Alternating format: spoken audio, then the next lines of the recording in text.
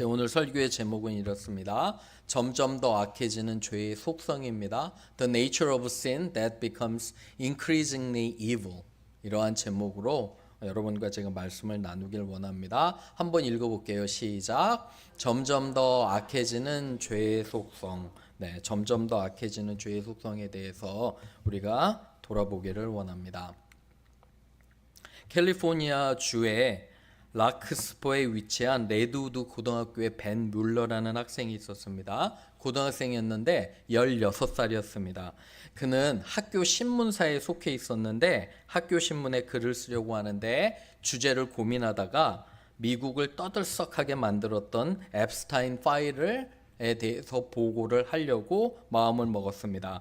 그리고 16살의 벤 뮬러 학생은 미 법무부가 앱스타인 파일 투명성 법안에 따라 대중에게 공개한 350만 쪽이 넘는 그런 자료를 그리고 법정 기록을 입수했습니다. 그리고 이 문서를 바탕으로 자신이 살고 있는 마린 카운티라고 있어요. 우리는 셜비 카운티에 살잖아요. 마린 카운티의 지역을 키워드로 설정해서 문서를 샅샅이 조사했습니다.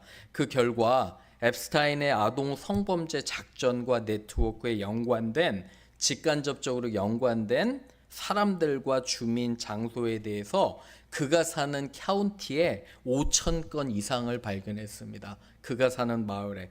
학생 신문사 레드우크 바크는 분석한 결과를 정리해서 공식 인스타그램과 SNS의 카드 뉴스 형태로 리포트를 게시했습니다.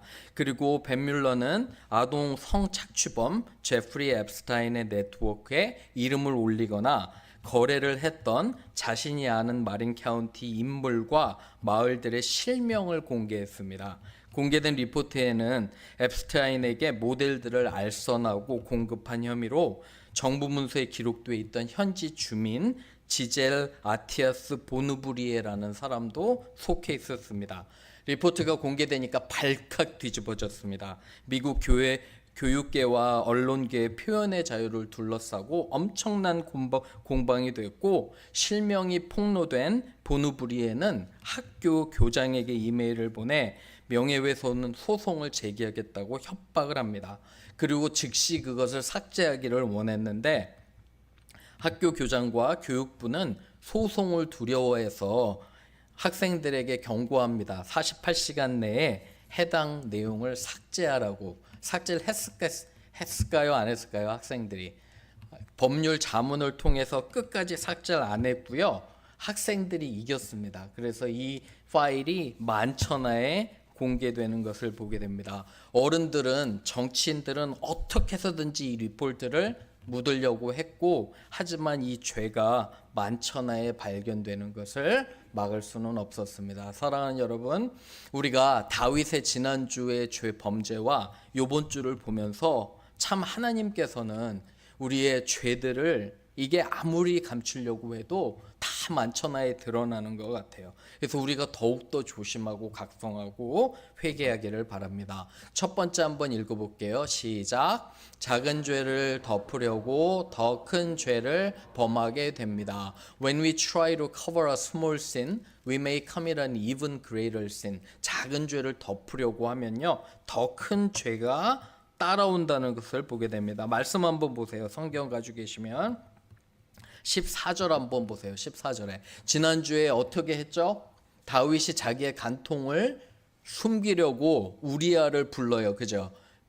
그래서 전쟁통에 불러서 우리아를 밧세바에게 가서 잠자리를 하라고 했는데 갔나요? 안 갔나요? 기억하세요? 안 갔잖아요. 그죠? 충성된 군인이라 끝까지 집에 안 가는 거예요. 그랬더니 그 범죄를 감추려고 더욱더 기가 막힌 정말 악한 범죄를 저질러요. 14절에 보면 아침이 되는데 다윗이 편지를 써요. 그래서 우리아의 손에 들려서 요압에게 보내게 됩니다. 이 편지에 따르면 15절 한번 보세요. verse 15. 15절에 보면 편지에 이르기를 너희가 우리아를 맹렬한 싸움에 앞세워 두고요. 그죠? 가장 전쟁이 심하게 되는 그 상황에 우리아를 앞세워 두고 너희는 뭐 하래요? 뒤로 물러가라는 거예요. 그로 어떻게 죽게 하라고요? 맞아 죽게 하라고요. 자기 군인이에요. 자기가 정말 아끼는 구인인데 다윗은 자기의 범죄를 덮으려고 이 사람을 죽이려고 하는 거예요. 그런데 16절 보세요. 요압이 그 성을 살펴 용사들이 있는 것을 아는, 적들 중에도 싸움을 잘하는 용사들이 있는 곳을 잘 알아요. 성을. 그곳에 우리아를 두는 거예요. 그죠? 그 성 사람들이 저기 나와서 요압과 더불어 싸우는데 17절에 다윗의 부하 중에 몇 사람이 엎드려지고 햇사람 우리아도 죽으니라라고 기록이 되는 거예요. 자, 생각해 보세요. 처음에는 목욕을 하는 여인을 통해서 유혹이 됐잖아요. 그죠? 유혹에서 멈출 수 있었는데 멈추지 않아요. 간통 사건으로 이어져요. 간통 사건이 어때요? 한 사람을 우리아를 죽이려고 하잖아요. 그죠? 죽이려고 했는데 그게 더 커져서 군인까지 죽게 되는 거예요. 자기가 아끼는 군인들뿐만 아니라 우리아도 죽게 되는 것을 보게 돼요. 여러분 어떠세요? 작은 죄가 일파만파로 정말 퍼져가지고 점점 더 악해지는 것들을 보게 돼요. 여러분 말씀을 묵상하면서 잠시 생각해 보세요. 우리의 작은 말실수와 우리의 작은 죄들이 얼마나 많은 갈등과 어려움과 아픔을 초래하는지 몰라요. 그죠? 가족이나 이웃에게도 그래요. 그래서 잘못하면 빨리 사과해야 돼요.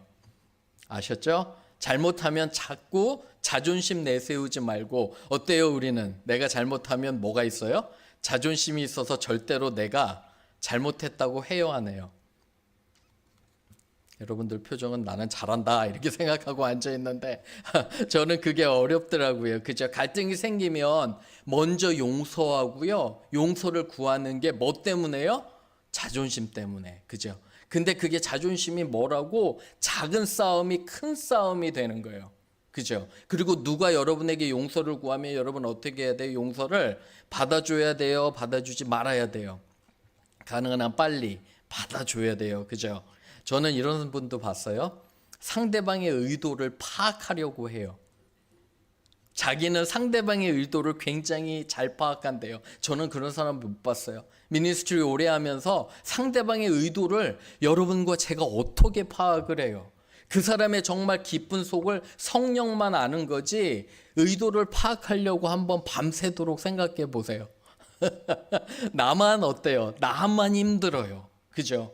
그 사람의 의도가 어떻든 간에 그건 하나님께 맡기고 용서를 나한테 구하면 나는 그냥 용서해 주는 거예요. 딸이랑 대화를 하는데 딸이 그러더라고요. 아빠한테, 저한테 물어보는데 사람이 원래 그렇게 치사하냐고, 치사하고 유치하냐고. 그래서 제가 그랬습니다.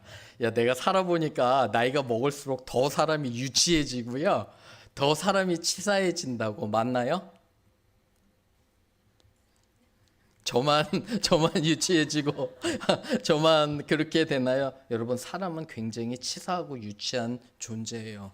아시나요? 그죠? 작은 말과 작은 실수를 통해서 이렇게 번져가는 것 같아요. 그래서 우리는 조심해야 돼. 말씀 읽어볼게요. 시작.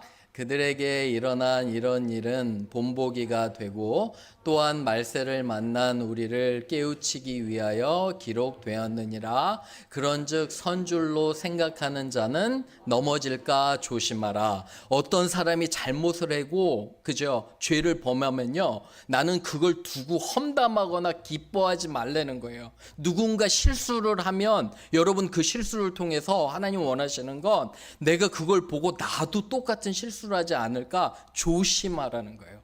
경계해야 되고. 그렇죠? 그죠? 함부로 판단하지 않고, 그리고 내 입술에 정말 절제가 있어서요, 작은 것들이 큰 일이 되지 않도록 경계하는 저와 여러분 되기를 주님의 이름으로 축원합니다. 아멘. 두 번째 갈게요. 읽어봅니다. 시작. 죄가 더욱 악해지고 감당할 수 없게 됩니다. 네, 그 다음 9절 한번 보세요. 18절 한번 보세요. 18절에 그래서 이제 그 일이 일어나고 우리아가 죽게 되어 18절에 요압이 사람을 보내요. 전령, 그죠? 메신저를 보내서 다윗에게 보고하는데 요압이 전령에게 이렇게 얘기해요. 혹시 네가 보고를 하다가 보세요. 그죠? 20절에 왕이 혹시 노하게 되면, 다윗이 노하게 되면 어떻게 얘기하려는 거예요? 당신의 말씀처럼 성 근처에 가서 싸웠다는 거예요. 그죠? 그리고 21절에 보면 다윗이 아끼는 아비멜렉도 죽었는데 어떻게 죽었냐고 설명을 하며 설명하다가 21절 뒤쪽에 한번 보세요. 성에 가까이 갔더냐 하시거든, 그죠? 내가 말하기를 왕의 종 햇사람 누구도 죽었다고요? 우리야도 죽었다고. 무슨 말이니까 이 전쟁에서 너희가 왜 이렇게 군인들이 죽었냐고 왕이 노하면 뭐라 하라는 거예요. 누가 죽었다고요?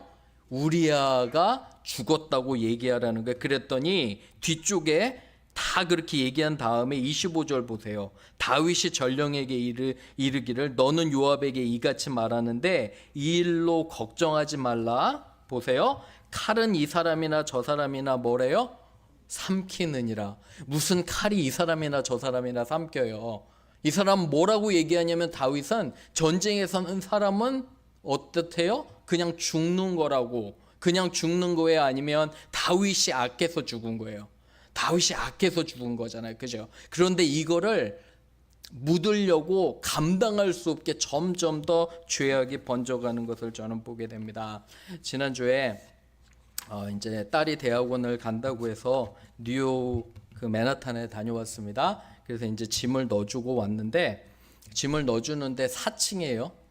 기숙사 아파트가. 그날따라 왜 그 엘리베이터가 고장이 났는지 정말 러기지 엄청 많고요. 그리고 이제 그 방에 에어컨이 없어요. 그래서 작은 유인 에어컨을 사서 1층부터 4층까지 나르기 시작했습니다. 저는 너무너무 힘들었어요. 이렇게 나르면서 그 러기지도 나르면서 얼마나 무겁던지 짐은 또 왜 이렇게 무거워요? 그래서 제가 짐을 나르면서 생각한 게 하나님께서 그렇게 물어보시는 것 같아요. 저한테. 네가 네 딸을 사랑하는 것만큼 너 교인을 사랑하면 그게 맞는 거라고. 이렇게 그런 마음을 주시는 것 같아요.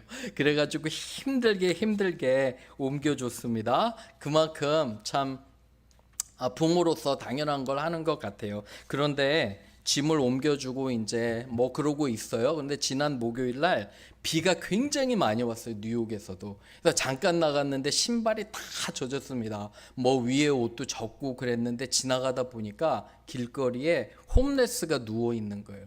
그 비가 퍼붓는데 누워 있고요. 그리고 손을 뻗어서 구걸을 하는 것을 제가 보게 됐어요.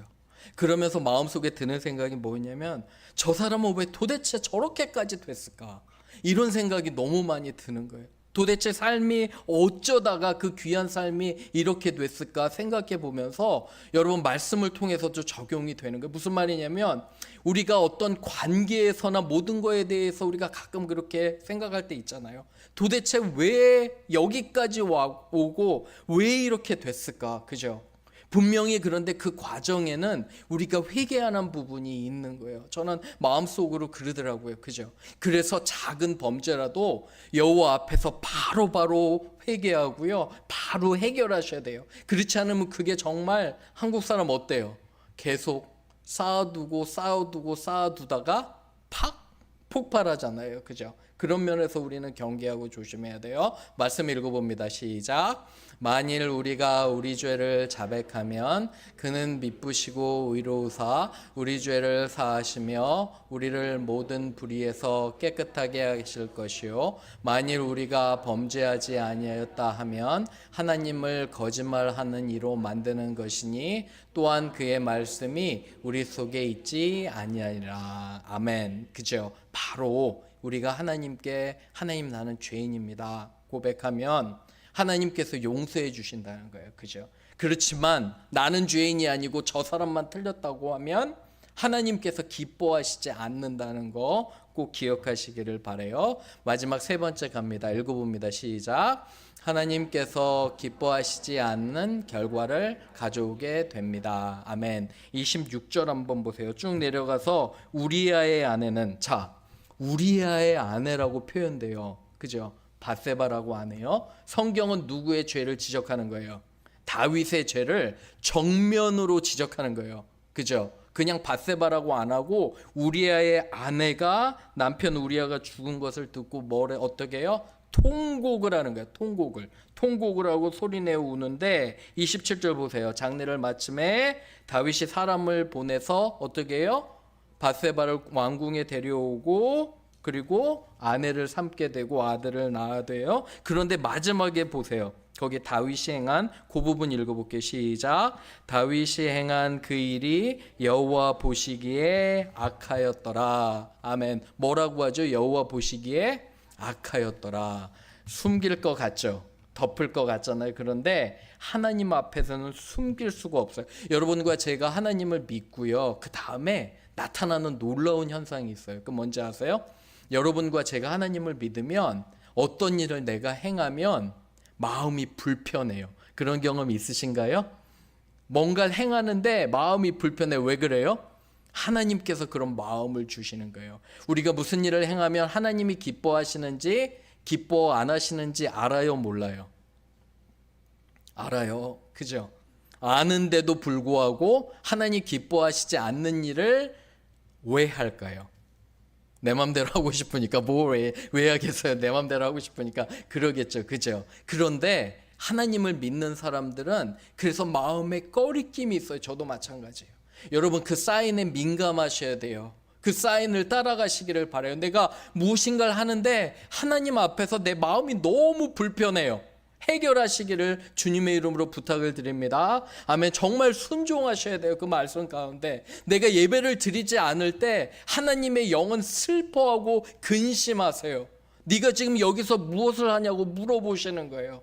그럴 때 내가 하나님 앞에 반응하는 게 나를 만드시고 창조하시고 나를 지금까지 지켜주신 하나님 앞에 내가 예배로 나오기를 원하시는 성령이 근심하고 계시는 거예요. 여러분과 저의 마음 가운데 우리가 거짓말을 하거나 죄를 짓거나 하면 마음이 불편해요.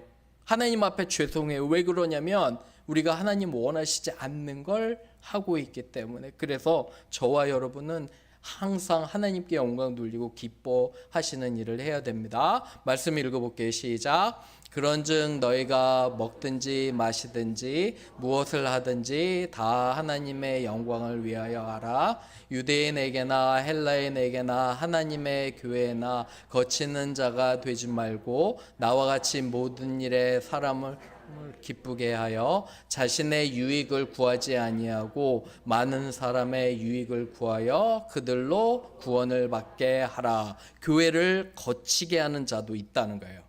거치게 하는 자가 되지 말고 분열을 일으키는 자가 되지 말고 험담을 하는 자가 되지 말고 모든 일에 사람들을 기쁘게 하고 유익하게 유익을 구하고요. 많은 사람에게 유익을 구하라고 주님께서 말씀하시는 것입니다.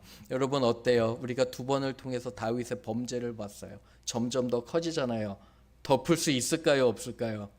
기대하셔도 좋습니다. 다음 주에는 나단 선지자를 통해 하나님이 정면으로 다윗을 책망하시고요. 그 죄악을 만천하에 드러내시고요. 여러분 다윗의 이 죄 때문에 나중에 어떤 일이 일어나냐면 다윗의 아들